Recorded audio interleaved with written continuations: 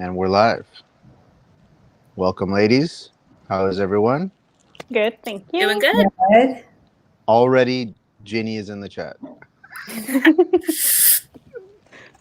She's a legend. Hi, Ginny. Welcome to Books by Adrian, everybody. If you don't know me yet, I'm Adrian. These lovely ladies in the feed here are all author tubers. Some have been at it a little longer than others. I'm actually dwarfed by Zara, but she's more than welcome to slum it with the rest of us. I wanted to go around, since we're set up kind of clockwise here. I think we're just going to do that. We'll start with Luna and come around.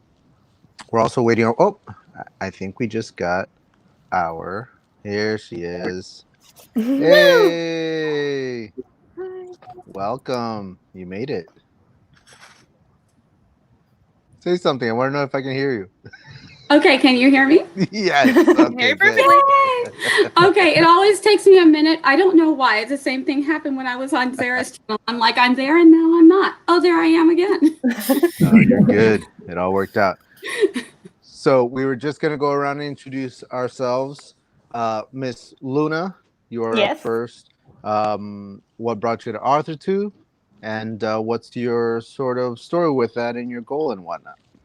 Okay, well, as Adrian said, my name is Luna Alva, and I started posting my short stories on YouTube just because my first two books are in Spanish since I am from Mexico.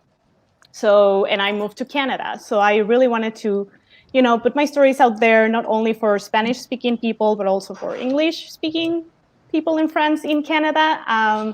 And I really enjoy writing short stories.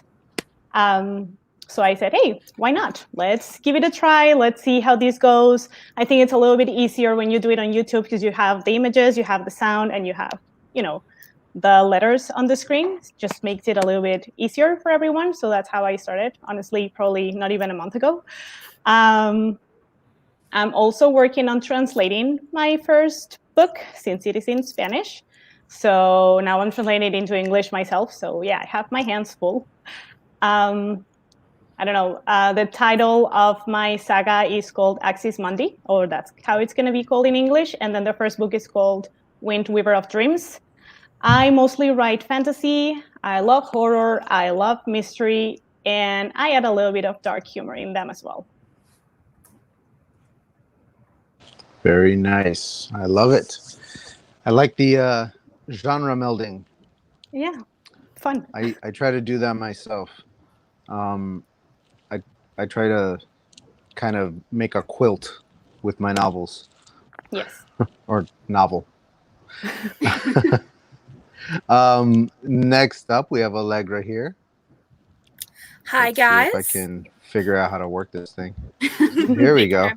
Hey, guys. Your I turn. am Allegra Pescatore, aka Plot Mom, over on YouTube. And I am the author of Where Shadows Lie, an epic fantasy where the chosen one dies in the prologue about a disabled princess who gets to be the new hero. And NaCl Eye of the Storm, which is an arcane punk pirate heist novel. So kind of as Luna and Adrian, I blend genres a little bit. I write all over the place. And yeah, I'm fairly new to YouTube. I'm doing a whole bunch of stuff, a lot of author interviews. I'm working a lot with the self-published fantasy blog off competition crew to kind of raise up those indie books, and do a lot of open panel discussions about plotting and writing and, NaNoWriMo, whatever's coming up. I love writing cooperatively. That's kind of what I'm known for, and thrilled to be here. That's awesome. I actually didn't know that you already had 2 published works. Yep, as of this Very year. impressive. Congratulations. Yeah, that's amazing. Congrats. I'm going to pick up both of those. They sound really good. I like the pitch of the chosen one dies in the prologue. It is my favorite thing about that book. I got to write this prologue, which was basically the horrible ending to a classical fantasy novel, and then see what happens next. That's cool. my kid is like cracking the door open and looking in, and he thinks I don't see him. You're right there, dude. I can see you. Close the door. My dog opened my bedroom door, so I forced her to make an online appearance. The fur baby. That's cute. Well, it's a perfect opportunity, Zara. Why don't you go ahead and introduce yourself to the masses? Hi, my name is Zara Hoffman. I'm a self-published author of young adult paranormal romance. I am less prepared than Allegra because I don't have my paperback right next to me like I normally do. But a trilogy is out. They're all kind of standalone, but if you don't read them in order, the first book gets spoiled. Yeah. And I write other genres, but I mostly host writing sprints on my channel 3 times a week through the end of November because I'm volunteering with the Mighty Pens for NaNoWriMo to donate money to Every Mother Counts. And I also make videos about writing and musical theater. Awesome. And finally, the one I admittedly know the least about. Yes, because I've only been on Authortube for maybe a couple of weeks now. Welcome. Thank you. Tell us a little about yourself. So my name is Nia. I actually have started doing YouTube a little while ago. Me and my daughter Kitty, we were putting short stories on YouTube, and we got quite a bit of followers. But it was just so random. The channel was a mess. People just followed because they wanted to see what little story was going to come up next. And then Authortube changed their rules and said, "Are your videos targeting children under the age of..." And I'm like, "Oh, is it? Are they?" So we took all our stories away. Felt so bad. We took all our toys away from our subbies, but they kind enough to be waiting for us to put out some adult and young adult stories. So they're waiting patiently. But we do art. I do comics. I've got a webcomic that I'm going to start putting out for them. I think that they're really going to like that. So the webcomic is coming after NaNoWriMo. And I've been working on my fantasy novel, which is a very loose retelling. And I've got a video up that I just put up today, a little late, and it is going through the characters. So you get to see what my characters look like. That's awesome. Now, you said it's a loose retelling. A retelling of what? Very, very, very loose retelling of Snow White and Rose Red and a few other characters. You got me. Mm-hmm. Yeah. I heard you telling and I was like, I'm already on board. And now you're like telling me it's a fairy tale retelling, and I'm 110% on board. Oh yeah, fairy tale retelling with dragons. I mean, you can never go wrong with that. Word. I'm like, if I like it and Kitty likes it, I'm sure there's other people that'll like it too. So, well, that's the idea, to write what you like, and your people will find you, right? Yep. Yes. Awesome. Very cool. Nice to meet you all. Today's live stream Sunday is all about just getting to know all of us here, and we're going to talk about our plans for Authortube and for our author platforms as they were, and our careers, I suppose. I know that the entire reason why I'm on YouTube is because I want to do this full time. I want to be a self-published author full time, and that means quitting my job. That's the big one. Like, if I can put out this book and have people actually want to buy it and buy it to the point where I can quit my job and still pay my bills, then I've succeeded. That's the plan for me. What do you guys hope to get out of Authortube? Whoever wants to go first. I'm fine going first. I have a pretty clear picture. So I have already kind of taken my first steps into self-publishing. I've published 2 books this year with a couple shorts on the way.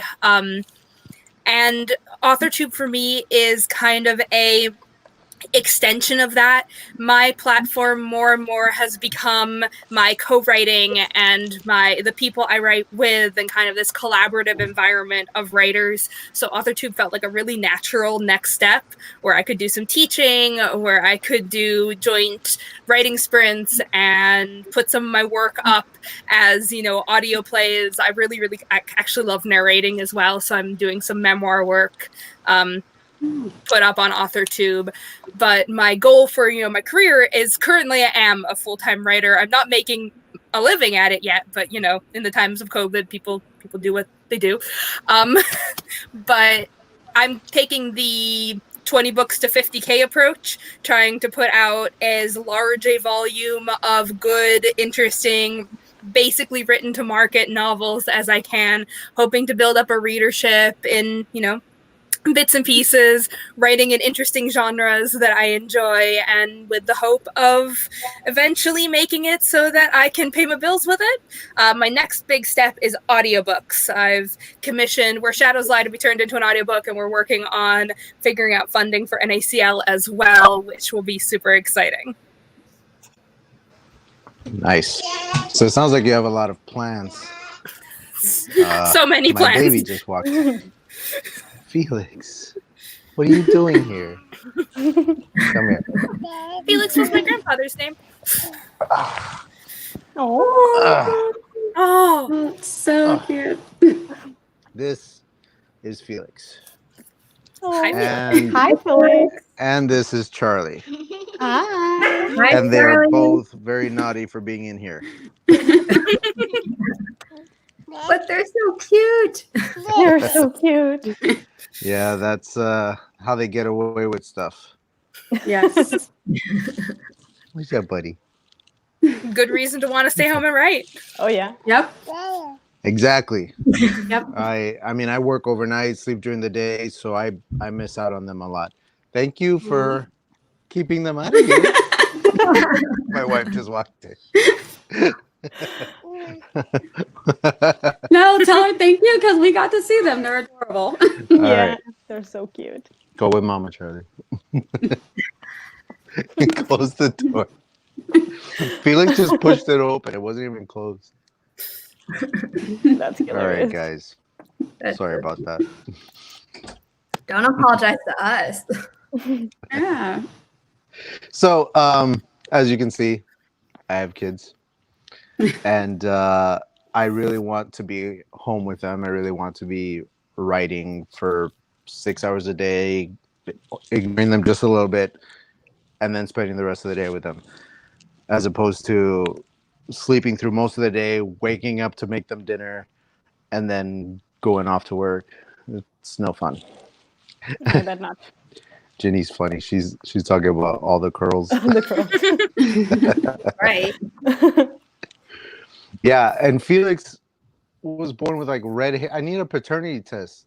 Like, where did that kid Oh, wow. get red hair from? Don't get me wrong, he looks exactly like me, Yes. but red hair. Where did that come from? Check your That's so genetics. funny. It's hidden in there. Yeah. It's in there somewhere.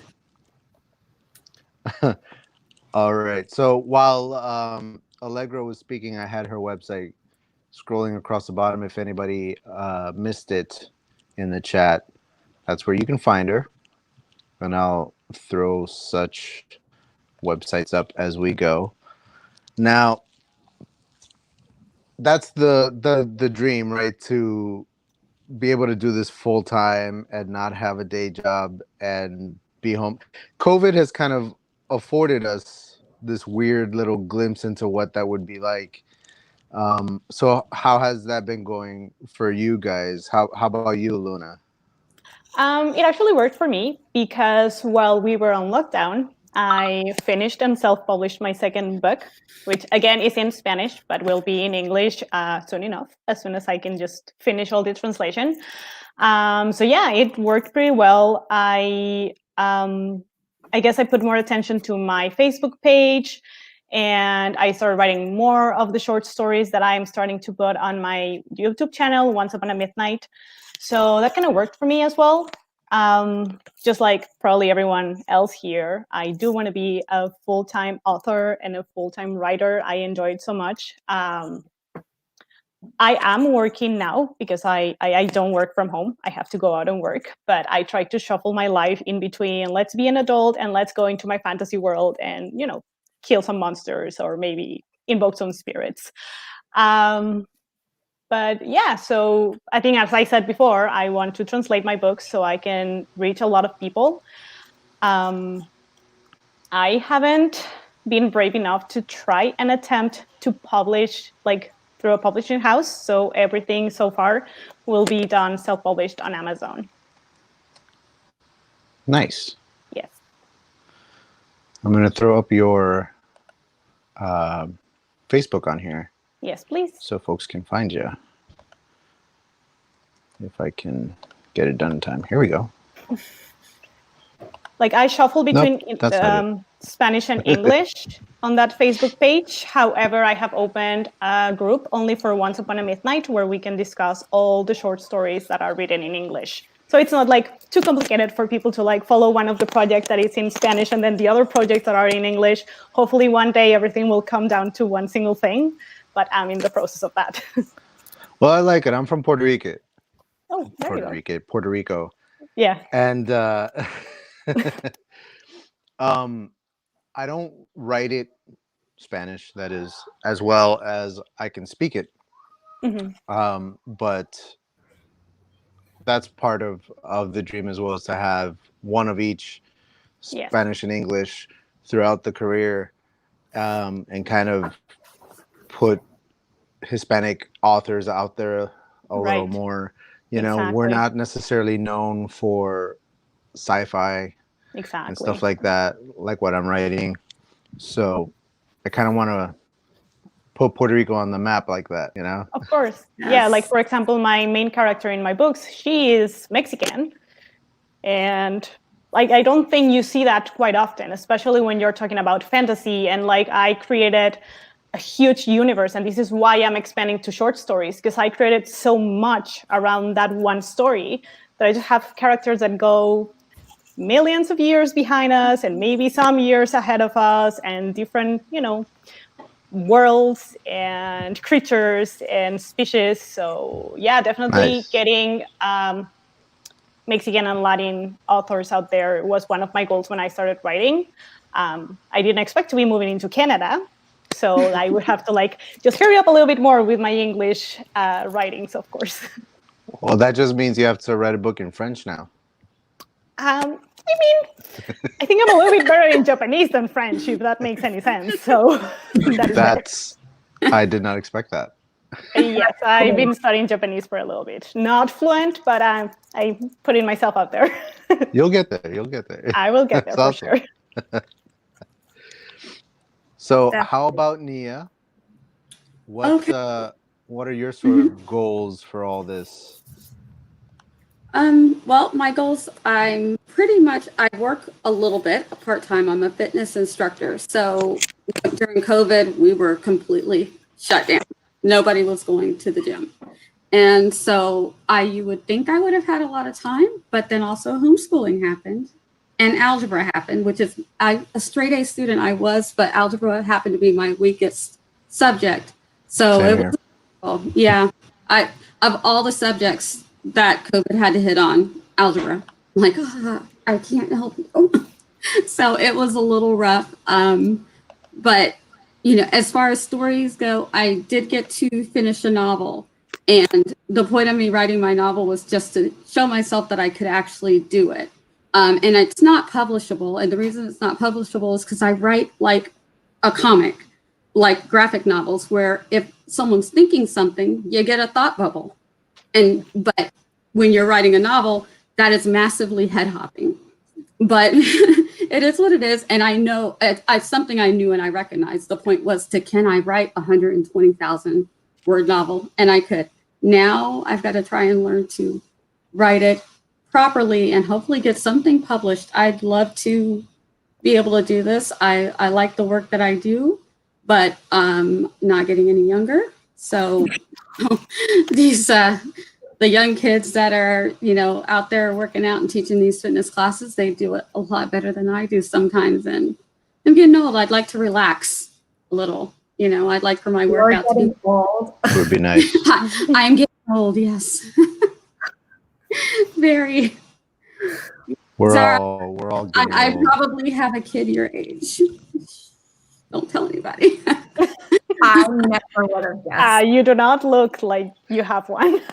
Yeah, I was gonna say, when did you, never mind. And I'm old enough. I'm old enough to have them. Wow. Yeah, I'm impressed Yeah. right now. Bananas. So yeah. I'm So I have so much fun writing, and I put a lot of stuff off because I was doing all of that. I did the mom thing. I did all of that, and I always told myself, once I get my last kids in high school, it's my turn. And so everybody in the family has been very supportive. They're like, yes, you did this thing, and now it's your turn. I'm like, yes, thank you. So Everybody. I have to ask, how many kids?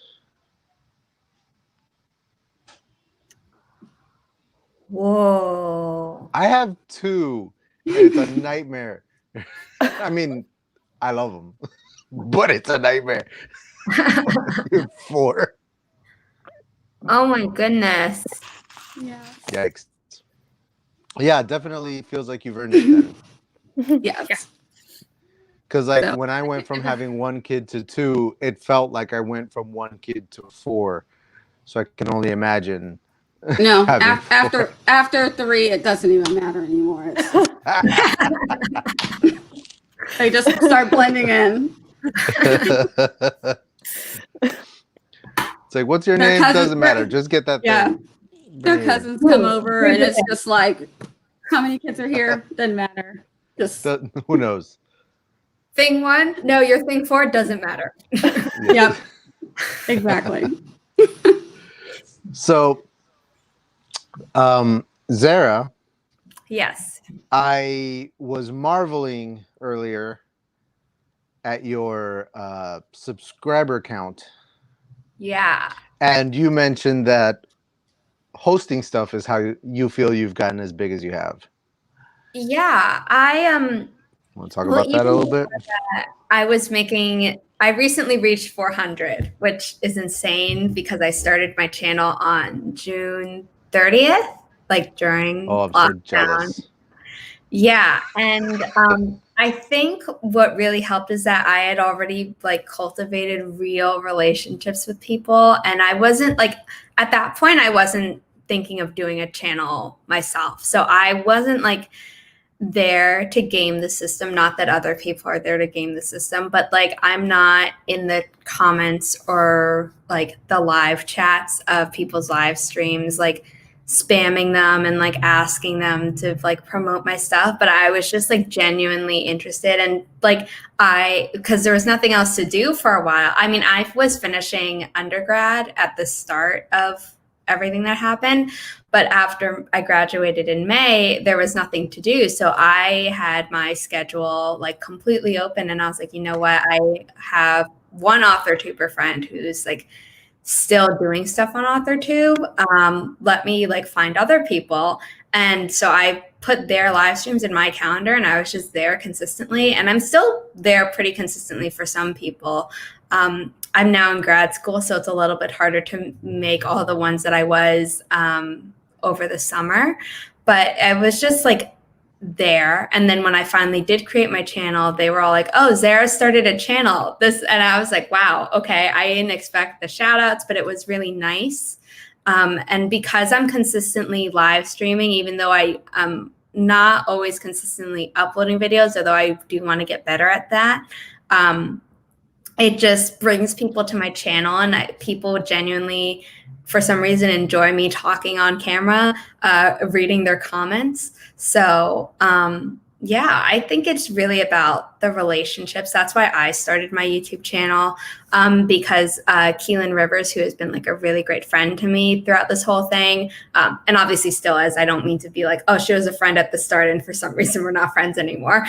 He was telling me that, you know, like very few people who read her books necessarily come from her channel. So for me, it was always just like, oh, like I talk about, I'm obsessed with musical theater, and I feel like, you know, maybe that's not represented on Authortube, and maybe I should just try it. And if it doesn't work out, that's okay. It's an experiment, but it's been working so far, and I'm having fun.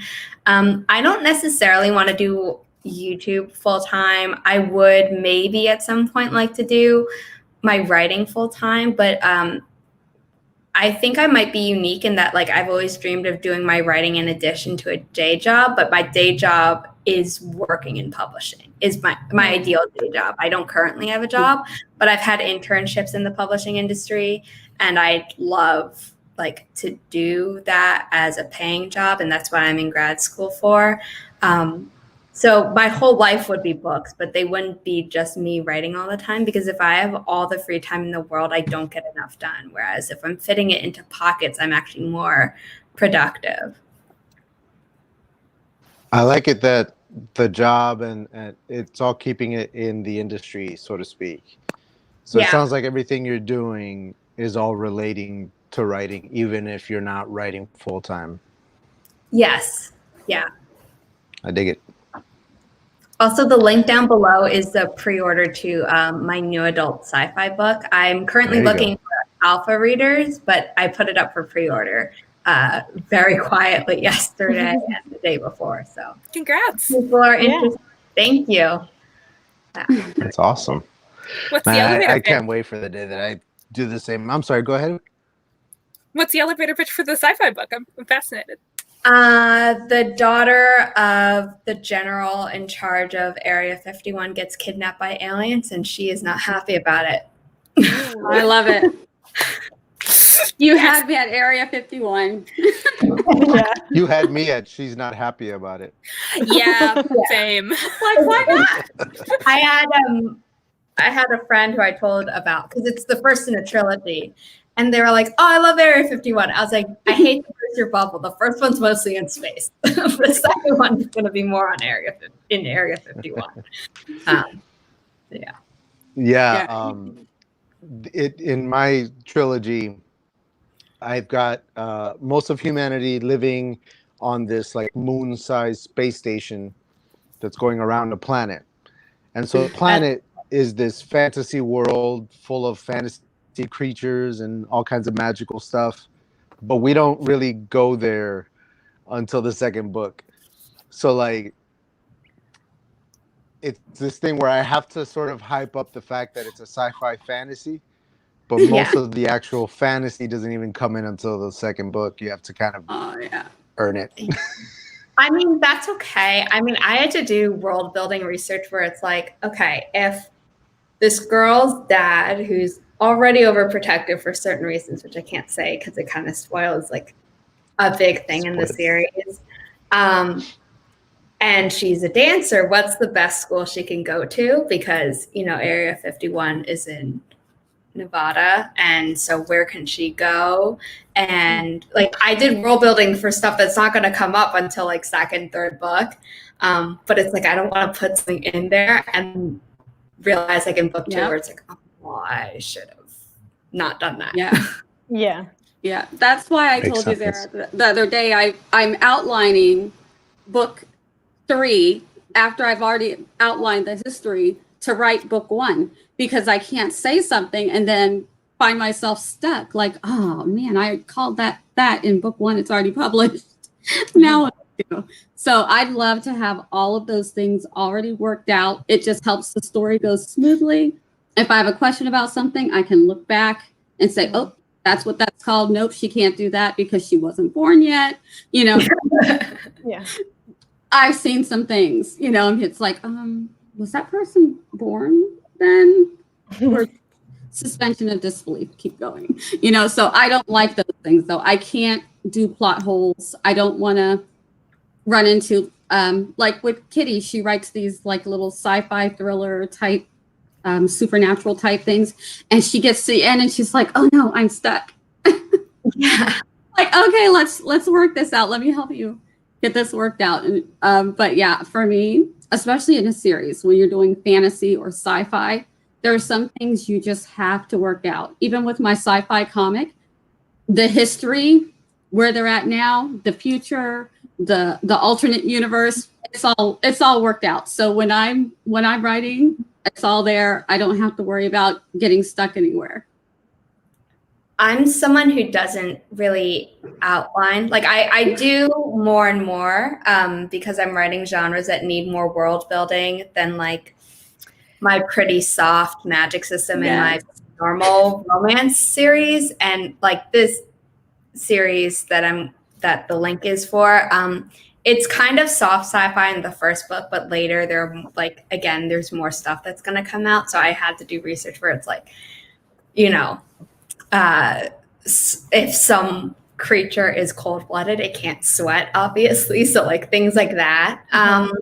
And like I wrote my first trilogy, book 1 published, book 2 published, and it worked out okay because they're all related, but it's not exactly like a straight arc, if that makes sense. It's not continuous. So as long as I had a book like the previous book open where I was like, did I contradict myself? No, I'm good. Okay. But I was talking with like Keelan Rivers, who's another author-tuber who's much bigger than me, and Jessie Elliott, who is the first author-tuber I ever met. And she was doing like a lot of vlogs, and she's since kind of just converted her channel just to sprints. They have both written series one by one, and then Jessie was co-authoring a urban fantasy kind of dystopian book series about vampires with another author-tuber, and they did fast release, but they were writing as like they were getting really close to each deadline, and they were like, oh, next time write all the books and then publishing them. And I was like, oh, I'm going to do the same thing, and then I just didn't. So Yeah. Spreadsheets. It is hard. Spreadsheets are to- friends. Yes. Yeah. Spreadsheets. It's hard because, like, for example, in my books, I not only connect like past lives on Earth, but there is also like this theory that I created of like Earth as we know it is kind of like divided into different dimensions. So in each dimension, there's like a different world with different creatures and like different political views and armies and whatnot. So just creating that part and making sure it does make sense, at least for them, even if it doesn't make sense for humans. Like, it's been a mess trying to go back and forth between books and trying to make sense with like how these worlds are connected, but also worked in a different way and their own, like, very own way. I'm a very messy author, to be honest. Like, I don't plan. I just sit down and be like, okay, let's see what's going to happen. Oh no, how does this happen? Okay, I guess I'm going to have to go there then. And I just like, it just explodes and just becomes a little bit of a big mess that eventually I put together. that's Yeah. Hey, whatever works. Whatever works, exactly. Yeah, writing a trilogy has been interesting because, you know, I'm still in the first book, but you know, I talk on my channel about, as far as writer types, I'm not necessarily a plotter or a pantser. I'm a gardener. I'm like that in-betweener.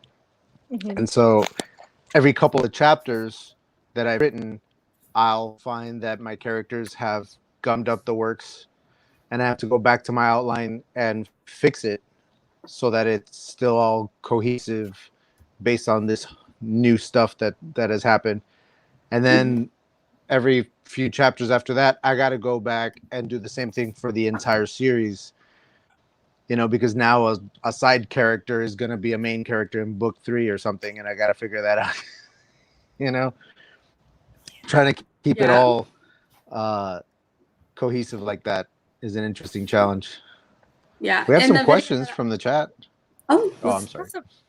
Oh, I was just going to say in the video I just posted, I put up all my characters, and I said, I know this seems like a lot of characters, but they spanned over 3 books and a history. So bear with me on why I have so many actual characters. Yeah, same here. I have plans for characters that I haven't even introduced yet. Yes, I actually, so some are all of my... you wanting to traditional publish, or are you planning to self-publish? I know some of us are already published, Zara and Allegra. I self-published the first book that I did. I self-published back in 2016, actually, because I thought that. Hold on, wait. Let's see. So I hope it's her books. yeah, so this is my trilogy, book 1, book 2, and book 3. And initially, this book was actually going to be its own trilogy. And I had published book 1, which is part 1, and takes up like roughly the first third, because once I decided that the third book in this trilogy just didn't really feel like it had enough substance, I reworked parts of book 1 and book 2, which hadn't been published yet, and brought it out as this book. But I had queried the first book, like the initial version, and I didn't get anything. And I was like, okay, well, maybe I'll just like make it better and then I'll pursue it. But then I was like researching more and more about self-publishing. And I was like, you know what? Like, I kind of just want to do it myself. So I did, and I like it. And at this point now, my plans are to be self-published unless I ever decide to try and become a hybrid author. But I don't think I would like ever get a traditional publishing deal and then never go back to self-publishing, if that makes sense, because I do like self-publishing, even though I want to work in traditional publishing. Same. I was looking into the potential to query agents with this 240,000 word fantasy novel that I've been working on for 20 years. And I just looked at myself and said, to get this self-published, I would have to slash it to pieces after already slashing it to pieces so many times. And I sent it through several beta readers. And I said, can I? Like, obviously, kill your darlings, shorten things. Like, I asked a whole bunch of people I didn't know on the internet, not just friends and family and all that jazz. Can I shorten it? And the answer was no. It's a dense novel. The words are needed. I still think I could have shortened it. I mean, it was my first novel. Everyone makes mistakes. It's by no means a perfect book. But then I started looking into self-publishing, and it turned out to be kind of a love affair almost at once. I am so inspired by what writers in the self-publishing field are doing. They're breaking genre molds. They're creating whole new genres that the traditional publishing world says are not viable. And yet here they are. They're writing these wonderful books who are finding audiences and weird little niches. And I love it. It is a freedom that I do not think that traditional publishing has. So kind of like Zara, I might eventually try to become a hybrid author. Maybe if I write the right book, maybe a standalone or something. But actually, I am working on creating my own little indie publishing house because it is just become something I absolutely love. Every single step of the process, the writing, the editing, the marketing, like all of it is fun. And I love having that creative control over it. Yeah. Yep. Same for me. I have self-published. I mean, then again, in Spanish so far. Here are the two so far. So this one and this one, which let me show off because they are connected. Those are so pretty. Covers like that.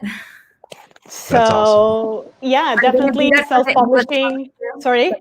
Are you going to do that for the English covers too? Of course I am. Well, because That is some the plan. publishers like completely redesign based on language because of market, and I get that, but like, please keep the connected. Oh no. I will for sure keep it like that. And same, like I think I'm gonna do the same with my Spanish versions. I will self-publish the English versions into Amazon. I do find it a little bit easier. And as Allegra was saying, there's just freedom in just doing your own without trying to fit into a mold, right? So like that way you just can be yourself and just write whatever you feel like writing. And there is always people who are going to like what you write. Like if you like it, someone else needs to like it, right? You can't be the only person on earth. So yeah, self-publishing for the win. Yeah, the same for me here with the self-publishing. I mean, the whole idea behind it being that like, unless a traditional publisher is going to back a truck full of money onto my lawn, I don't see the reason why to go with them, because you can create what you want to create. You can put it out the way that you want to put it out. You can make it look the way you want it to look. And if you can represent yourself on YouTube or anything like that, where you can create your own audience, you can do your own marketing. You really don't need to go traditional unless that's literally what you want to do. I think I spoke over Nia over here. What were you gonna say? Oh, well, I was going to do a quick aside. I'm a bookshelf minimalist. We live in a hurricane area, and I've had so many books get ruined. So now I just keep it to a minimum. And Zara's book is already going to make my shelf because I like the way that she spines are. Any book that you can look at from every angle and it looks amazing is, and I like the book, then it's going to go on the shelf. And your book, with the way that it stacks, I'm just like, I love that. I'm a very visual person, so seeing something, I'm like that. I love it. I love your book cover. I like, and this is a thing about being an indie author, and it's one of the reasons why I'm going to also be an indie author. Is I can't imagine doing a book and then having the publishing company say, well, we'll take your ideas, and then coming back with a cover that I hate. Or, you know what I mean? That is just, it's so important to me. The way that my product comes out. Maybe I'm a little bit of a control freak, but also I know I'm very visual. And if I'm not happy with the way it looks, I'm always going to have that little, oh man, I should have for that, or, you know, how hard do I want to do all that? And I'm just like, no, I want to be in control of the work that I'm doing. This is an art. You know, I don't want someone else to be in control of my art. I get that. Yeah, me too. I think the everyone control is a big deal. was a little bit of a control freak. Like you kind of have to. You have to be. And like for me, especially for Where Shadows Lie, I knew that I wanted my father to illustrate it. He's this classic artist. And I knew that if I got a traditional publishing deal, he would never be allowed to illustrate it. It just wouldn't happen. And so I have these, let's see if I can pull one up. Gorgeous illustrations at the beginning of each part. I don't know. Oh, that's beautiful. And it was just so important to me to have that and to be able to do this with the person who inspired me. And, you know, he won't be around forever, but I always will have these. My first novel is illustrated by my father, and I never would have gotten that traditionally. That's amazing. That's so awesome. Sorry, go ahead. I was just saying it's a beautiful thing. Yeah. Like the Keeping art it in is the family, I like it. He's an astonishing artist. In fact, I just got good. to interview him on my YouTube channel. Both my parents are working artists and have been through my whole life, and they came on to talk about creativity and being artists and how to be creative when your livelihood depends on it. And it was like I burst into tears the moment the video was over. It was just so emotionally charged and important. That sounds awesome. I'm gonna check that one out. That's amazing. Yeah. We got a question in the chat that I know can be a little difficult to answer. I think I'll kick it off here with saying that I'm not really sure where the inspirations come from for stories, for my stories anyway. I know that for the novel that I'm writing, what it actually was a bunch of different ideas for a bunch of different projects that I then combined all into one massive thing. So like I had a character, for example, that had been living in my brain for like 5-6 years and was fully formed and ready to come out. And also I had the idea for what we call in the book the Spark, which is this moon-sized space station that everybody lives on. I had a completely separate idea for a fantasy world with fantasy stories, and I had a completely different idea for like a cyborg story with robots and stuff. I just put it all together and made one massive book. I had a serial killer story I wanted to tell. I threw that in there. Ooh. So I have a serial where killer the inspiration story in the pipeline. I love serial killer stuff. Oh, You tell me there's a serial killer in the story, I'm there. I blame my mom. I blame my mom and my babysitter. My babysitter introduced me to NCIS maybe a little bit too young, and my mom was watching Law and Order, which was definitely way too young for me. We're criminal minds over here. Oh, me too, with my mom every day. Criminal Minds and Law and Order and all that like that. It's just amazing. Love it. Yeah, I like Luther a lot because especially the first season, there was a different serial killer on every episode. My mom loved Luther. Oh, it's so good. There's a huge list of stuff she's watched that I know I would probably love, but like because I've been in school, I was gonna say basically my whole life, but yeah, like I'm like I can't get invested in new shows. Sorry, this is totally off of Orlando's question. I can answer Orlando's question too, but you said serial killer, and I got very excited because it's fiction. We're not, real stuff, not so much. Yeah. No, definitely don't want to like hang out with any serial killers in real life. No. I mean, it would be fun to just hear to their stories, not gonna lie. But I'm also like very if it's Hannibal Lecter style, Yes. like, behind bars and we're and like Honestly, I like to write very like gory stuff. Like little by little I've started to like add a little bit more and not be too shy with the amount of blood and insights that I put in my books. So I love it. Like I'm all for it. Yeah, like I think there's actually something to be said about that mindset. And going back to Orlando's question, so one of my kind of family's sayings is the creative act is an act of desperation. Yeah. And I think that's why stories like serial killers are so exciting, because everyone in it is literally desperate. Their lives are on the line. Innocents are at stake. And I kind of, for me, that's kind of the same as the creative process. I know that Stephanie in the chat asks, how do you know when you're ready? And I think that the answer to both, where is your inspiration, at least for me, and how do you know you're ready is the same. You're not. Put yourself in an impossible position and make yourself rise to the challenge. That is when you're going to be the most creative, when you are just going for it, fully knowing that you will never be ready. And there's always a reason to delay. But the moment you put yourself in that mindset of, well, this is what I'm passionate about and this is what I'm going to do, and it is okay if it's not perfect. It is... What's important is the process. What's important is that you're doing it. The difference between, someone who writes and an author is the author didn't stop. Yes, I agree. Yep.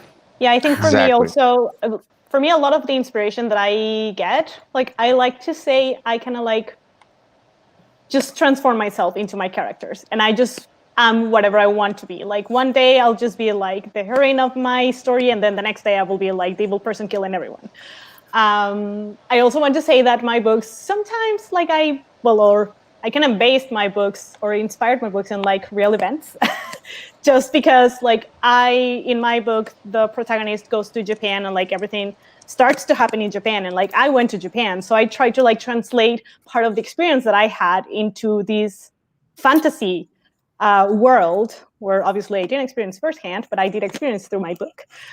So yeah, I guess for me, the inspiration comes from everything, like from just looking at someone talking and the way they move or the way they express themselves to like watching a TV show and being like, ooh, what if that character did this instead? And I just like construct it that way. I made a video. Oh, sorry. No, go ahead. I made a video on my YouTube channel called Finding Story Ideas. And in it, I kind of like, most of my ideas, and this sounds cheesy, but it is true, come from dreams. And they're fully created premises where like or premises. I can't remember how you're supposed to pronounce it. I think they're both right.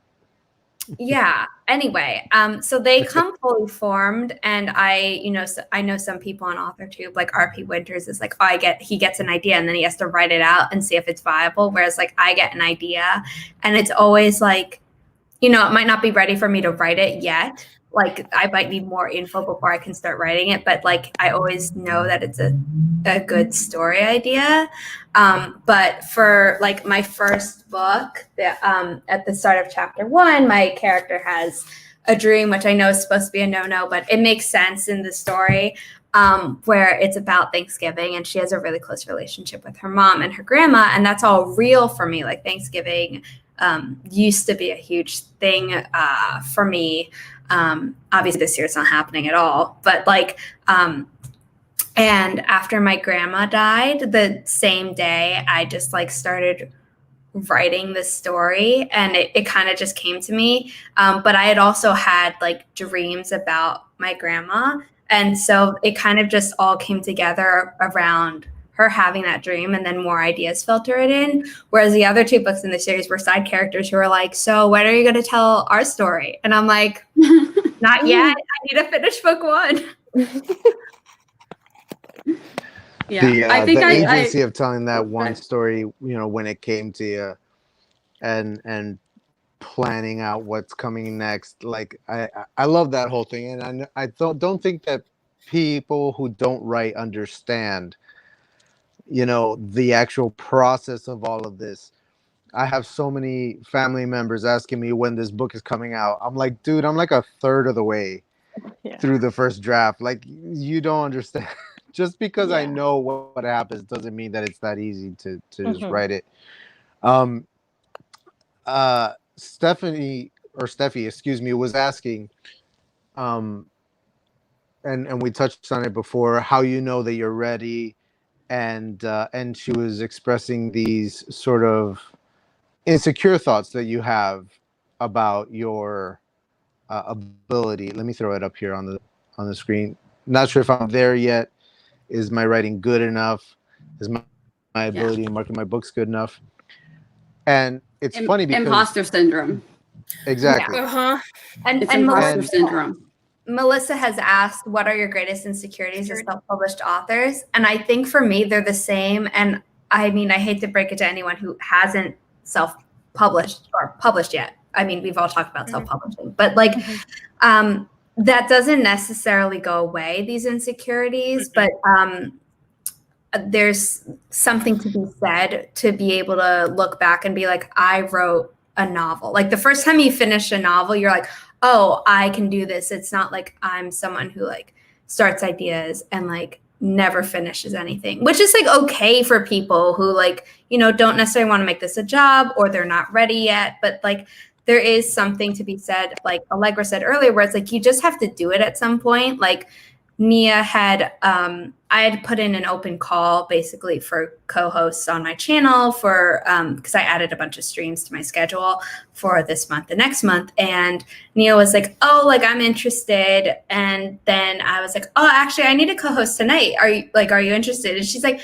well, I wanted to get more comfortable with the software first. I was like, oh, okay. Like if you don't want to, you don't have to. Like I'm not going to force you to. But she was like, no, like I'm glad I did it afterwards because she just, you know, jumped right in. I would have kept putting it off. And it's like that sometimes because like I have been drawing since I was very little, but I didn't go to art school. Nothing like that. That wasn't the focus. My parents wanted me to focus on academics. I studied history. You know, so art, that's her little hobby that you can do every now and again. But it's what was always in my heart, writing. I've been writing stories since I was little. And it just kind of like, just always got shoved to the side. And if I didn't just do it, it would never happen. There's always going to be something, you know, even though I talk about how I said, when I'm done with all of this, then I'll be able to do it. Well, there's more things. There's always something. So don't think that I'm good enough. I never do. And I show people the stuff that I draw and they tell me, you might think, oh, but I'm not as good as this person who's on YouTube or as good as that person who makes these beautiful art creations that look amazing. But they're like, most people can't even do what you do.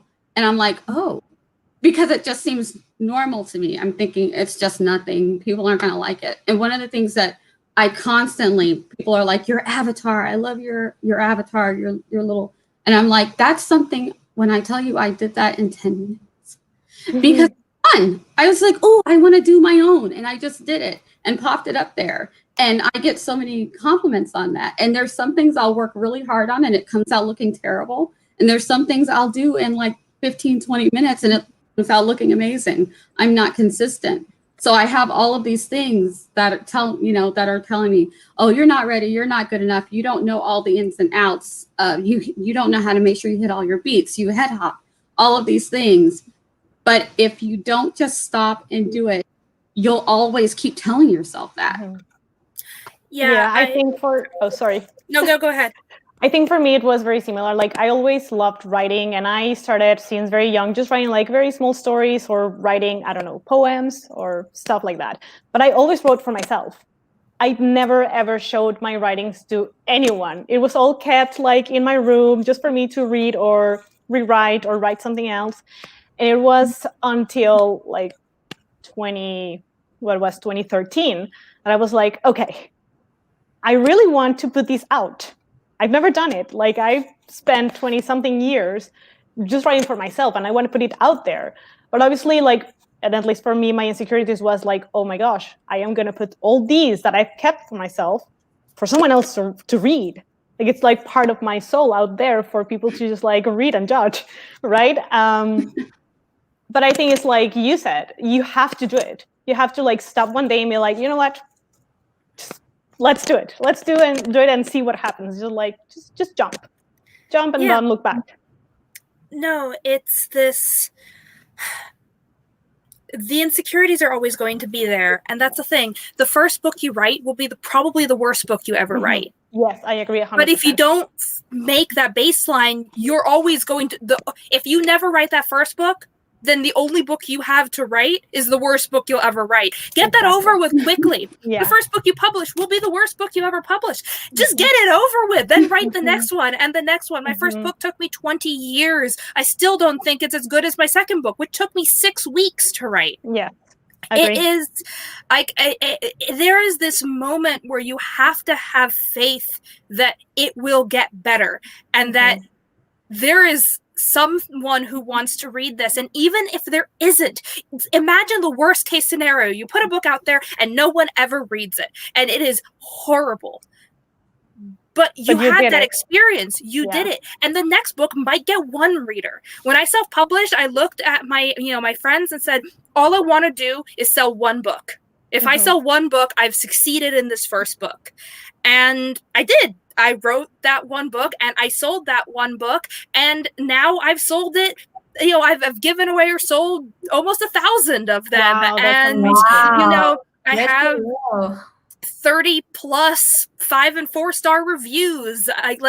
And it just, you can't get there if you don't leap. And same thing with the creative process. You have to have faith that if you keep going and you put enough ideas in, that something will come out. I was teaching my class I'm teaching a NaNoWriMo writing class. And I told my students at the beginning, we're going to go through this really abstract, weird, crazy, zany outlining process for the first 2 weeks. And at some point, your novel will click. And I had one person who, until a few days ago, they was just nothing was clicking. And I kept telling her, it will happen. And when it does, the switch will flip and suddenly it is a novel that is in your head and you can write it. And you just have to not give up when it's hard. And it did. 2 days ago, it flipped and suddenly she has a full outline.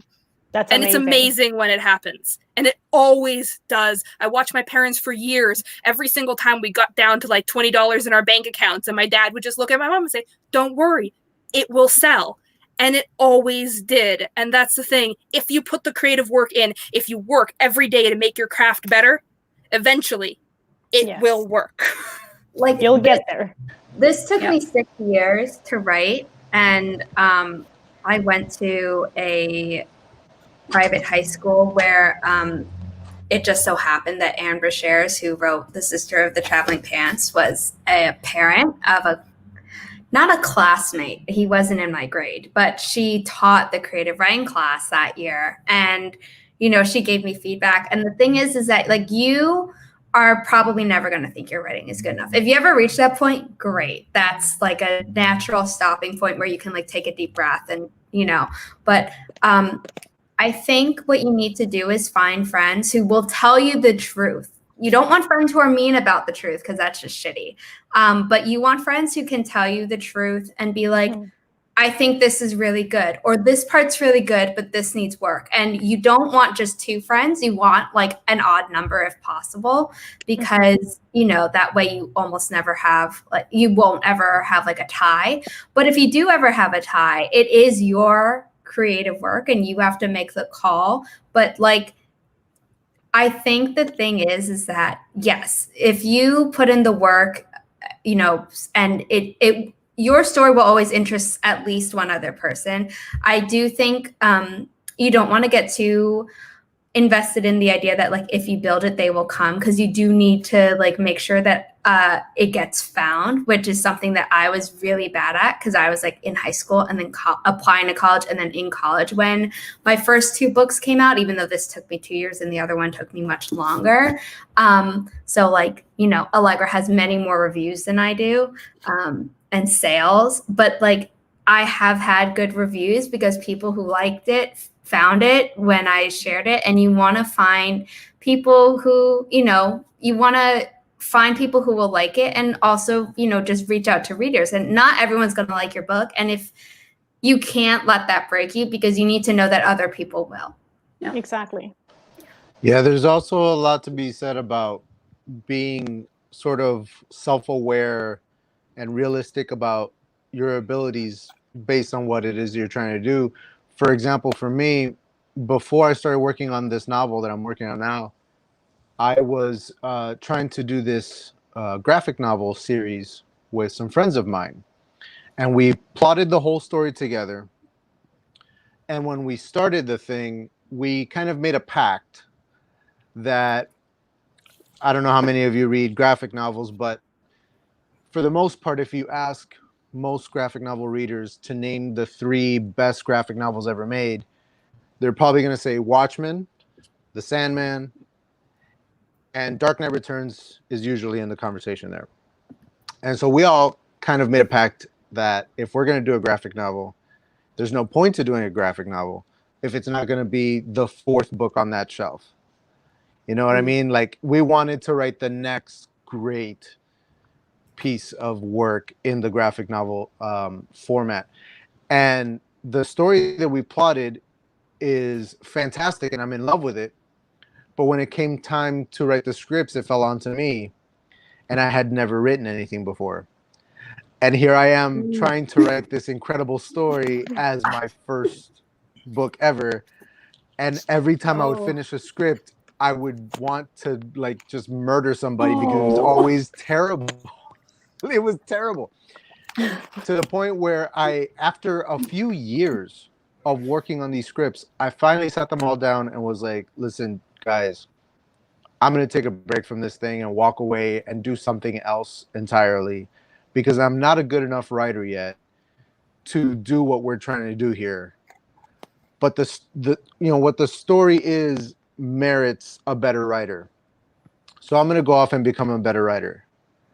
You know, awesome. So that's what I'm doing now with this novel, the series, trying to put something on myself that nobody else's reputation is tied up in. You know, it's not a team of us working on something. It's just me. Yeah, no, go ahead. There's a huge difference between wanting to write a book and getting a book out there and wanting to write a good commercially viable book and getting that book out there. If all you want is to write a book and say, here, readers, read it, then write the book and get it in front of readers. If what you want is commercial success, that's a whole different ballgame. Don't put your first novel out for big commercial success. I wrote 2 novels and threw them away. Just as a practice. Just to get them done. Yeah, just to get them done, just to get those worst novels out of the way and like throw it out. And like, if you want to write for commercial success, if you want to write that next great American novel or next Lord of the Rings, it's probably not going to be your first. And you need to study your genre, and you need to know every trope inside and out, and be incredibly knowledgeable about every single aspect of your craft. That comes with experience, and you cannot do that if you haven't written a few million words, if you haven't written several novels. Like, there is a difference between I am writing for the love of it and I want to show you what I've done, which is valid and wonderful. And I think some of the best novels ever written have been done from that sense of deep heart. And I want to write something that will make an impact by using my skills and what I have learned. That is a different type of novel writing. Yes. Yeah. Yeah. I have the novel that means the most to me. It's one that I started writing in high school and would just add to it because it's the story that was always in my head since I was a teenager. And I got the whole thing outlined, drafted, and it's what I call one of my works in progress. But it's the one I love so much, it will not be my first, because I cannot ruin it. If I ruin it, I will be devastated. And I've told this story to my kids. They love this story, and they're like, "It's that story that if I die, find someone to write this story." And my one son is like, "Oh, that story's great. I definitely will." But it's not going to be my first story, because I know my first story is not going to be great. And the first novel the one that I wrote, I did that to be a throwaway. I wanted to get through it. I wanted to see, what do I do? What are the things I do? And I found all the things that, if I'm just going to write through, I found all the things that I do wrong. You know, I understand how going from writing a comic to writing a novel is very different. There's things that you can get away with when you do a comic or a graphic novel that you cannot get away with when you write a novel. You know, you cannot head hop. You cannot know what everybody's thinking. You don't get to do that. You know, so there's just things that, you know, that don't work when you're writing a novel, and there's story beats that you have to hit. There's tropes that you have to do. When you're doing comics, you can literally go off on a side story and nobody cares. You know, everybody's like, "Oh, cool, look, now we're over here." You know, if you do that in your novel, people are like, "Why are we following this person now? What is going on here? I'm bored. I don't like this person." It's a whole that reader. So I wanted to make those mistakes and get them out of the way badly with the novel that will never be written. And now my first novel is going to be the bad novel that other people will read and get to tell me how bad it still is. But that's okay. I've come to grips with that's what's going to happen. I want to make it clear, though, like, your first book might not be the first one that you've written, but that doesn't mean you will never publish the first book that you've ever written either, because you might go back to it years later and I learned stuff, I can make it better. What we're talking about is, don't write something and be so like hyped up on the high of like, I wrote a novel, which, don't get me wrong, is amazing. Like, don't do that and then rush right to publishing, because like, you're going to shoot yourself in the foot if you want to do this as a career. And for every story, like, you finish a draft, you should let it breathe, because like, perspective is like so elusive but so important in this process. And that's why you need friends, but it's also why you need an editor who, you know, it's their job to be like, this isn't Don't skip the professional edit. Yeah. Never skip the professional edit. Nope. Yeah. Ladies, this particular live stream Sunday has been probably the most successful showing of live streaming on my channel. I want to thank you guys so much for being here. I have a funny feeling that y'all have a lot to do with how well this is going. Unfortunately, my time is up. So I wanted to take a quick minute to thank you all so much for being on my channel, for being on this live streams, for talking about all this stuff with everybody. I want to remind everybody in the chat that all of your channels and websites are in the description below. Please go leave likes on their videos. Go subscribe to their channels. If you're new to mine, and I am seeing some new names in the chat, please leave a chat on the video. It helps us out. Subscribe to the channel. There is a lot going on my author platform. Everything from the website to the channel to the store, the Discord, the Patreon. There's a lot of stuff going on. Please explore a little bit. Go to booksbyadrian.com and check it out. As for everybody else, real quick, how about we just go through what's coming up next for each of us, and what folks can look forward to on our channels, and say our farewells. Okay.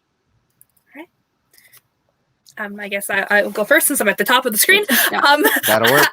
I am going to be doing a whole lot of NaNoWriMo things. I have maybe talked one of my co-authors into writing a novel live on YouTube during NaNoWriMo, which could be a lot of fun, but we're not 100% sure we're going to do it. But yeah, we'll have a lot of shenanigans. I do a lot of open discussion panels. As far as writing, NaCl, Eye of the Storm just came out, so I don't have a book out very soon, but my next book is a fae romance, which will be coming up sometime in the early next year. So I'm very excited about that. Thank you all for coming, and I look forward to talking with all of you again.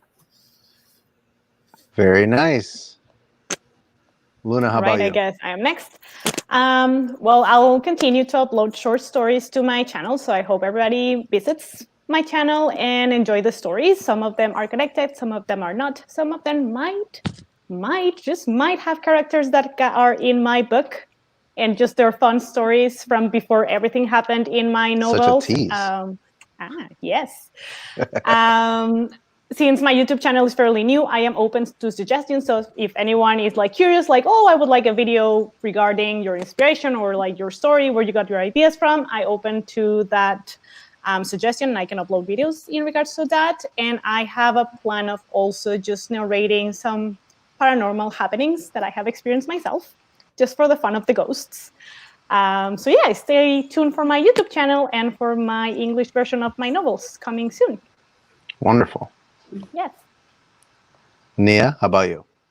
Okay, so upcoming, I will be doing a Preptober wrap-up with, I've got a blank page that'll be coming up at the end of October. I will be working on my comic. I'm going to introduce my characters, so be looking forward to that video. So you get a video where you get to see who the characters are in my space drama. And I'll be starting the space drama either in December or January. And they'll all be connected, but there'll be some stories that aren't connected. So I think that my subbies will be happy to see stories are back. Yes, stories are coming back, but they're going to have age appropriate for YouTube stories. I know I love middle grade stories, so I'm gonna miss the middle grade stories, but they gotta go. So that's coming up. I'm going to also be showing more of the characters with my fantasy novel, the one that I'm writing for NaNoWriMo. I've already written out a couple of scenes. When I say write out a couple of scenes, we do like a little storyboarding where the characters, I draw a picture of the characters and they're speaking. So you'll get to see kind of like a little bit of an introduction to some of my characters in my fantasy novel, but I'm not going to give away too much of their story, but that'll be in the novel. But I just want to give a little teaser, let you guys know what I'm working on. Very nice. All right, Zara? So I host writing sprints on my channel 3 times a week, Wednesday mornings, Friday evenings, and Sunday mornings. And this coming Wednesday is going to be a little bit special because it's going to be the second Mill Wordy sprint. Kate Kavanaugh, unfortunately, won't be on it with me, but Grape Fry on Authortube, who joined me and Kate on Kate's channel on September 1st when we did the kickoff, will be on my channel. So that's going to be exciting. I'm also going to host a NaNoWriMo kickoff party on November 1st. In between that time, I'm going to be working on uploading videos. I have a NaNoWriMo survival kit tag by Holly Davis to film and upload. I wrote the script 2 days ago and I just haven't filmed it yet. And then I have, a few other videos planned. And then my book, the first book in my new adult sci-fi trilogy, is up for pre-order, and that's coming out January 5th, 2021. And for NaNoWriMo, I'm working on a different story because I put it up for a vote on Instagram. And it's going to be a story that I started writing in high school. And it's a young adult dystopian standalone, which is exciting because I have yet to, write a standalone in a while. So yeah, just writing more YouTube stuff. Nice. Very cool. All right, everybody. Thank you for being here. Make sure that you check out everybody's channels, everybody's websites. As for my own, I've got a couple videos that I'm working on right now. One on psychedelics, one on mixed martial arts. There's also a exclusive Patreon video coming in the next week or so. All about Lost and why you're all wrong about the finale. So, we were just talking about this the other day in my household. Oh my goodness! Nice. I've never so watched. that video's coming. I need to watch. Awesome. Yeah, get caught up so we can all talk about it. All right, folks. Thank you very much. This has been great. Thank you. I'm going to go ahead and end the stream. Thank you all for being here.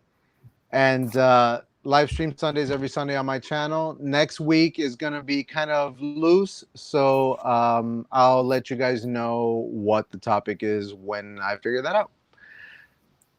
Catch you guys next Sunday. Okay. Bye. Bye everybody.